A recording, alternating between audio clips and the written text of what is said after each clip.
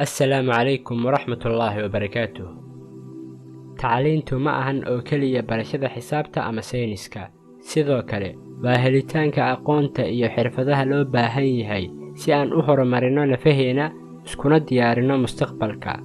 Waxbarashadu waxay naga caawinaysaa inaan u korno shakhsi ahaan, xirfad ahaan iyo bulsho ahaanba, waxayna ballaarinaysaa aragtideena si ay nooga caawiso inaan wax ka barano bulshooyinka iyo dhaqamada kala duwan.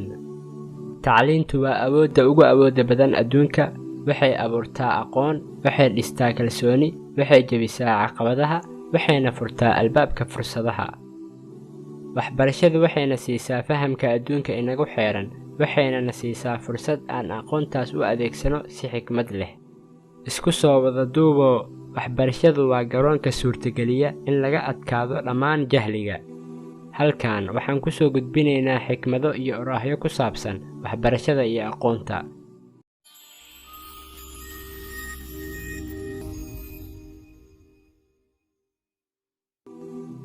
isbeddelka waa natiijada ugu dambaysa ee dhammaan waxbarashada dhabta ah. waxbarashadu waa baasaboorka mustaqbalka, waayo berito waxaa iska leh kuwa maanta u diyaargarooba. u noolow sidii inaad beri dhimanayso, wax u baro sidii inaad weligaa noolaa doonto.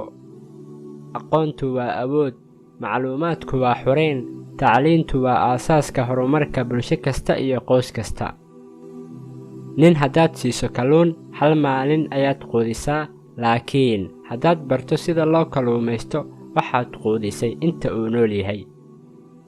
waxbarashadu waa tallaalka rabshadaha. tacliintu waa hubka ugu awoodda badan ee aad u adeegsan karto isbeddelka dunida. awoodda akhriska, qorista iyo gorfaynta, kalsoonida inaad u istaagto cadaalad iyo sinnaan, waxaas oo dhammi waxay ka bilowdaan waxbarashada.